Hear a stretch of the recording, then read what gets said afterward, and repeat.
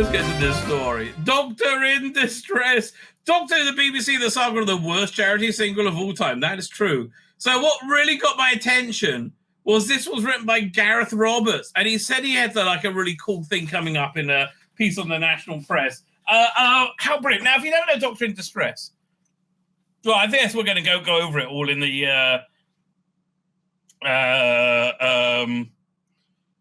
what's it called again? In this article. It was when Doctor Who was on hiatus. They did Slipback, which I remember I always enjoyed. You had to wait for this thing called Pirate Radio 4 to get it in like these 5-minute bits. But I generally quite enjoyed it. It was like aimed at me, right? And also this thing, Doctor in Distress. It was John Nathan Turner essentially just trying to keep Doctor Who in the public eye. But this is not in a good way, right? I guess we'll watch the music video at some point during this because it's so awful. Like, there's nothing about this where you go, well, this is a good idea, right? This is like, I mean, it's basically, it seems to be pillow talk after one of John Nathan Turner's supposed Brighton orgies, right? Maybe in the breakfast, him and the, what's his name? Ian Levine. and what's the other guy? His husband. Not Ian Levine's, JNT's, the dancer, the coordinator. What was his name again? He got my job as a production designer or a production designer on Doctor Who. Gary Downey, right? It seems to be like the fever dream they came up with to do this charity single. And it was just awful in every way. Okay, a new Netflix documentary, optimistically titled "The Greatest Night in Pop," is throwing fresh light on the We Are the World, the American charity record released in 19... Oh, that sounds interesting. I remember that. I mean, I think the English one was much better. Hot in the Hills of Band-Aids, Do They Know It's Christmas? Do They Know It's Christmas? But there was another charity protest record released that month featuring a gaggle of singing celebrities. It was released that month. How embarrassing. In a recording studio. You're not going to believe what I'm about to tell you. I guarantee you it's all true. It is. Right, it is. In February of 1985, the front page of Sun screamed, Doctor Who acts in BBC plot. A dramatic and yet accurate headline.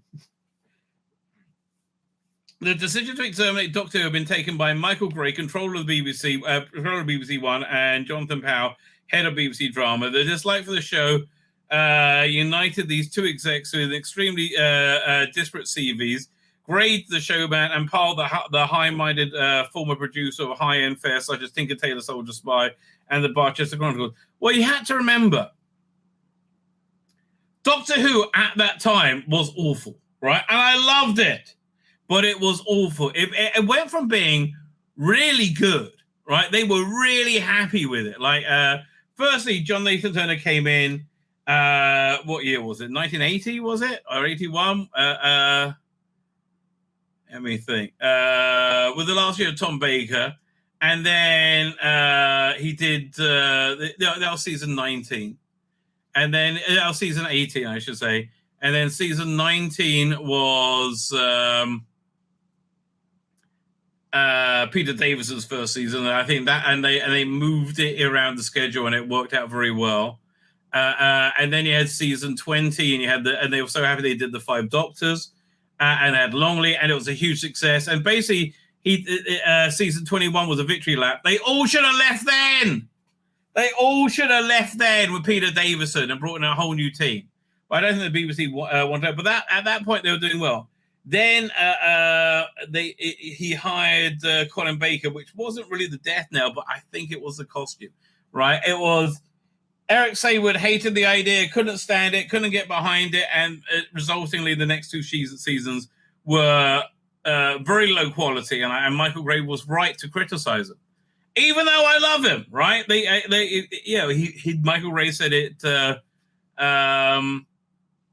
violence, and there was extreme violence in it, and he didn't mind the sex, but it was extreme violence in it. Was filling a void where drama should be, good writing. And I think he was basically right? I do think he was right. What do they say? Take down Stinker Thing and sort of. So they were acting the show when the scripts for the next series were already written.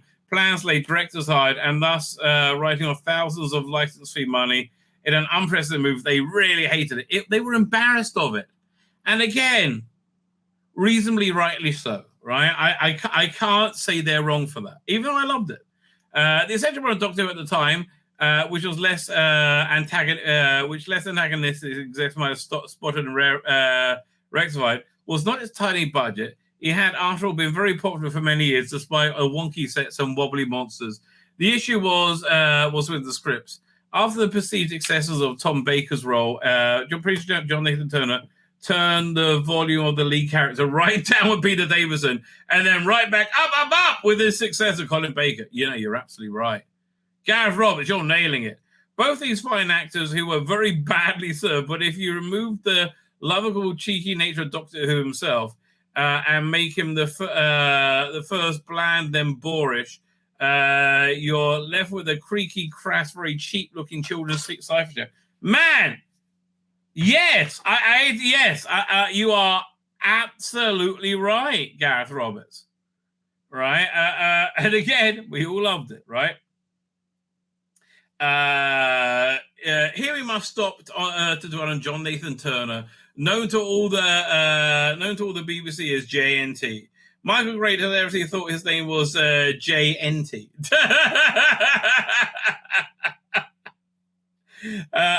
Can you see that? JNT. He was a very curious character, sporting a luxuriant beard and spectacular mop of glossy ringlets. He reveled in the attention given to him by Doctor Who fans. He enjoyed jetting off to American Doctor Who conventions, and becoming known there for wearing gaudy Hawaiian shirts and using catchphrases such as "Stay tuned" or "I'm surprised and delighted." Yes, he had catchphrases. I forgot. Oh, John Nathan Turner was just he was a lot of fun. He was just very John Nathan Turner. This was a peculiar behavior for a TV producer. So again, I keep referencing Dan's channel, but they were musing that Graham Williams would have been in the public spotlight as well if Doctor Who magazine had been around when he started. But Doctor Who magazine started essentially with John Nathan Turner. Although John Nathan Turner just knew how to use media, right? He was one of the really early people who knew how to use media. Acting undercover, more extraordinary behavior. JNT leaked the news that the acting to the tabloids. Yes, that was incredible. The resulting pressure storm forced Grade and Powell to backpedal, releasing a statement the Doctor would return for another series just a little bit later. Yeah, it was completely unauthorized. Then JNT's most bizarre move yet. Yes, his life partner, occasional floor manager on Doctor Who, Gary Downey, who everybody hated. It was you really got to read that book, The Life and Scandalous Times of John Nathan Turner. Inspired by Band-Aid, and one suspects by the VAT or BBC Vin Ordinaire came up with the idea of a charity pop record to demand the absolute immediate return of Doctor Who. The first thought that occurs to everyone when they hear about this, the slight delay in production of Doctor Who pales somewhat to the Ethiopian famine. Never seems to have stuck JNT or Downey. Yes, that is true. And they got the shittest people humanly possible. How do they convince people to do this, right? Do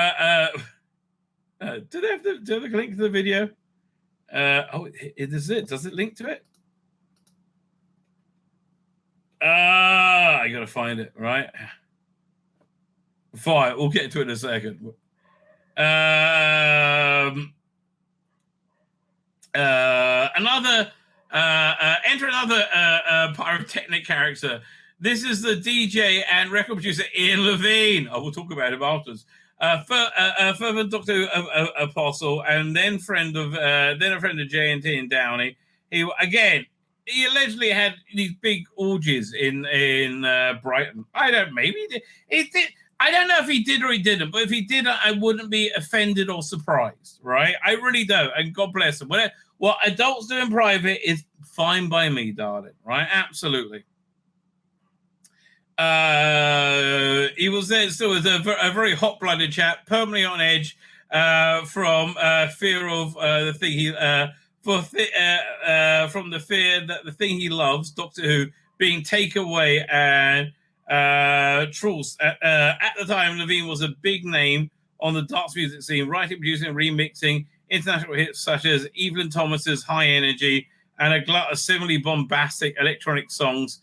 Then John improved, the gay disco and Boy Town, but which came High NRG. Okay. This was a kind of supercharged retooling of disco, slinky, funky, feminine vibe, reduced the endless repetitive bash, bash, bash release of the male sexually pumped up to the, oh my God, this is going to do my head in, of the high NG is never startable. But for this genre, Levine's oeuvre, glorifying titles like So Many Men, So Little Time, and The Boys Come to Town, outrageously torrid. Okay, so this was big in the gay dance scene. That's what they're talking about. In short order, Levine wrote Doctor in Distress and created a backing track aided by the unbelievable moment, edited another unbelievable by Hans Zimmer. Yes, Hans Zimmer, Oscar-winning composer of scores of The Lion King and Dune. Really? That's crazy. Oh, that is crazy. That's bonkers, mate. That is absolutely bonkers. Another strange thing here. Did they know it's Christmas's peculiar mournful song with African drum synthesizer and weirdly sounding like bits of the middle eight of the Doctor Who theme? Oh, yeah, it's true, actually. But the We Are the World is a sickly slush of derancinated 1970s soul. They both oddly out of time. But Doctor in Distress sounds contemporary. Everything about it screams March 1985, yes, and Hammerlin drums and discordant synthesis stabs. This clatters, clangs, and crashes. It sounds like something having poppers-induced heart attack on an assembly line. Okay, let's see if I can find the song. Doctor in Distress. Doctor in Distress. Sending out an SOS. Is this the original? Oh, here it is. I don't want the extended version. You mind, darling? Well, wait, I thought there was a video for it, wasn't there? Is this a video for it? I don't think so. Is this it? Hang on. No. Oh, there is no video for it. Fine. So yeah, this is just a song, but I don't want to get the extended version. Are you out your bloody mind? Wait. It's truly awful, right? There's nothing about you go, oh, that could work. No, there's no point where anybody should have possibly in a million years have gone after this. 1 second. Doing video file. Again, Hans Zimmer worked on this, I'll remind you.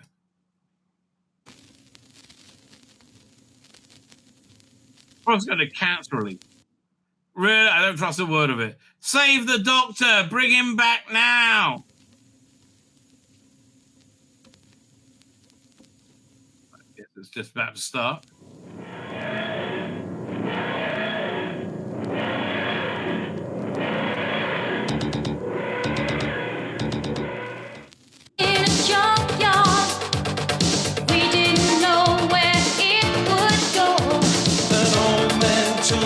Teachers.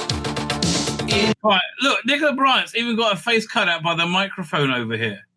You got Bucks Fizz, Faith Brown, Colin. Look, man, this is just. Time and space. This is epically bad. But I mean, afterwards, I'll try and find the Absalom Dark single, which is really also. Right, just epically awful. I'm going to have to find it. It's a PDF. Doink. Fine.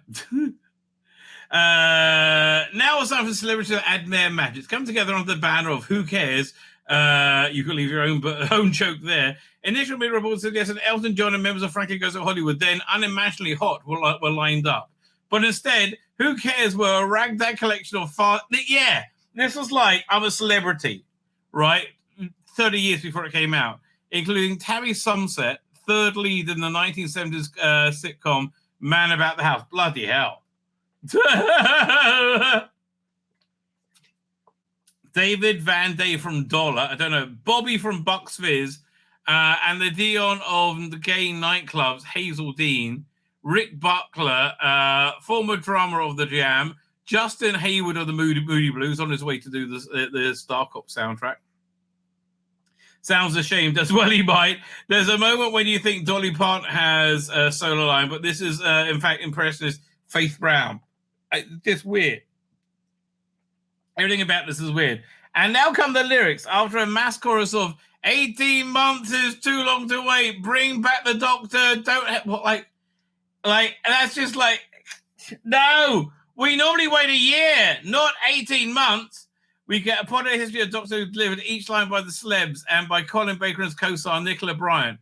The words were very firm in talking of the Doctor and his companions. This is how fans refer to the Doctor and assistants.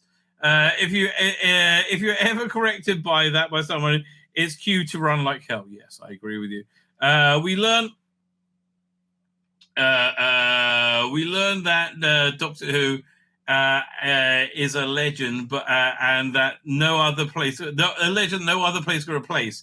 In 1985, no one thought this, but it was just a tacky old TV show enjoyed only by nerds. This is so true. Yes, it was a tacky old TV show enjoyed only by nerds, and we loved it. Right, we did love it. In only by nobody thought it was tacky old TV. A position it has now, 40 years on, ironically returned to.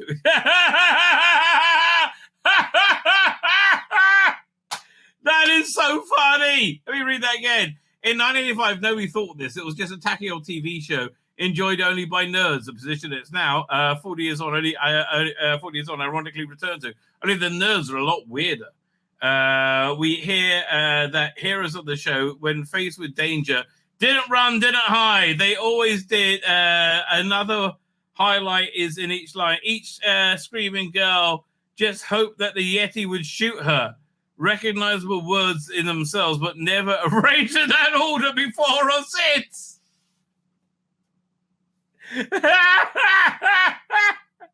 American diva Phyllis Nelson, very shortly after having a smash hit with the soul ballad Move Closer, I remember that, whose voice could swallow every line, every other weak warble in the studio screams, no, no, no, no, no, as if the universe is about to explode. This is all captured on video by more helpful Doctor Who fans. Unfortunately, I forgot to flick on the color switch. I'll say camera videotaping. I say blurry black and white. Let me go back and try and find it, because now it's made me really want to find this thing. YouTube Doctor Who Doctor in Distress. Is this it? I think this might be the music video. I think this might be it. Okay. Oh, this is it. Oh, God, yes. Oh, my gosh. I can't believe I found it at last. This was worth the trouble. Here it comes. Oh, now it's not download. Oh, now it is. There you go. Come on, come on, come on. Here we go. So, share screen, video file.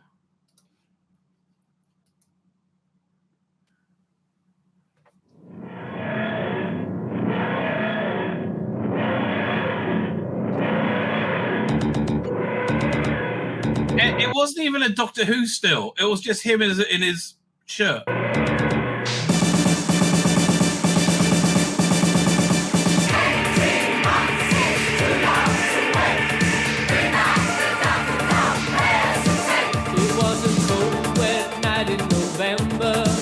I mean, they all do look embarrassed. Oh my gosh, this is wonderful. 2 years ago, There was a police box in a junkyard.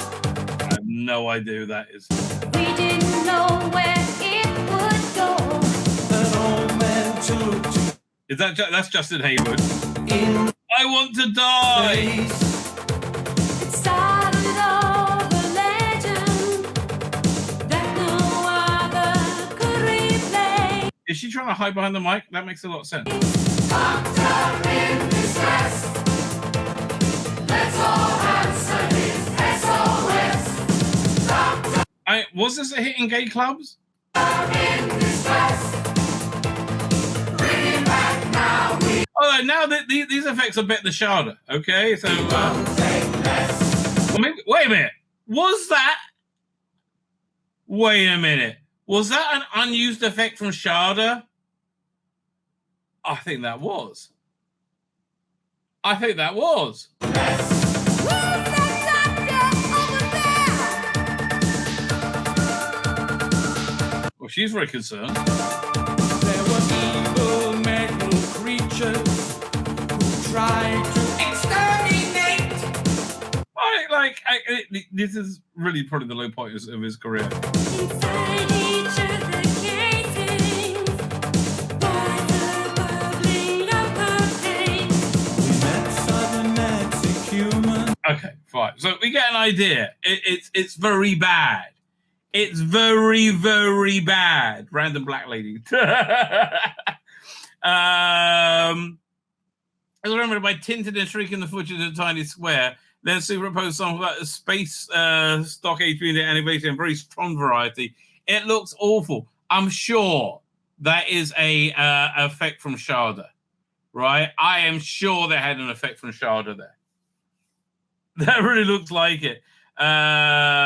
This proceeds from the proceeds, I think, were earmarked for cancer research, but no surprise, it's stiffed and never recouped its expensive. Radio 1, unsurprisingly, refused to play it. Don't blame you. When one wonders what JNT hoped to achieve, I would love to know this. I would love to know, like, what was the plan, mate?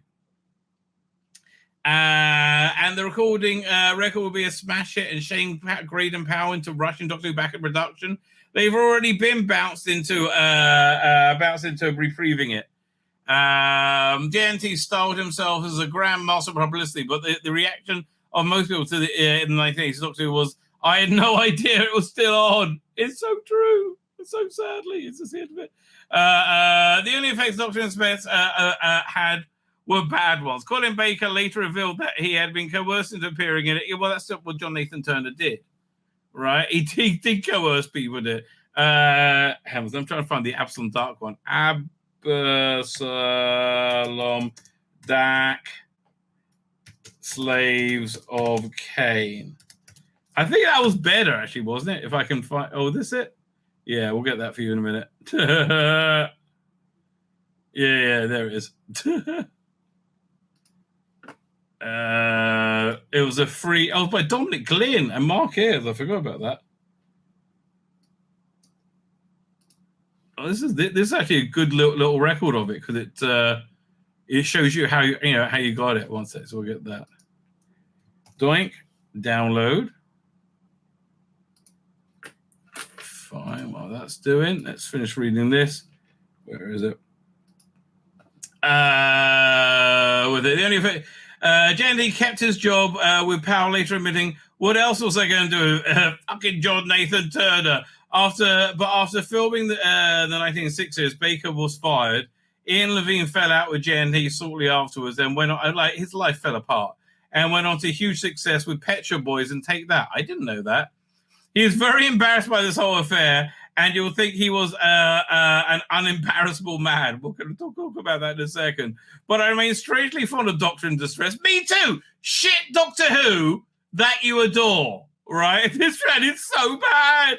But I remain strangely fond of it, and one of those cultural artifacts you can't quite believe exists. It's a bit of an earworm. It's very occasionally find myself humming it as cleaning the lint out from the double dryer. Yes. It's a strange, awful thing, yes, but the world would be such a But what a world that has such a terrible wonders in it. That is very true. So the only companion piece of this that I can really throw up is this thing that came with Doctor Who magazine. It was this was back way before they had cassettes then, right? But they didn't have. It was before DVDs. Check this out. So you got a free, single in Doctor Who magazine. Does it see what number it comes with? It's from 1990, right? And so, man, you should clean that off. But you put it on your record player, your turntable, which is what everybody had back then. Some dark, we will destroy you. The Daleks are the supreme That must be Nick Briggs. rulers of the universe. Kill every damn lousy Dalek in the galaxy. Exterminate, exterminate, exterminate. Yeah, that was it. That was Nick Briggs.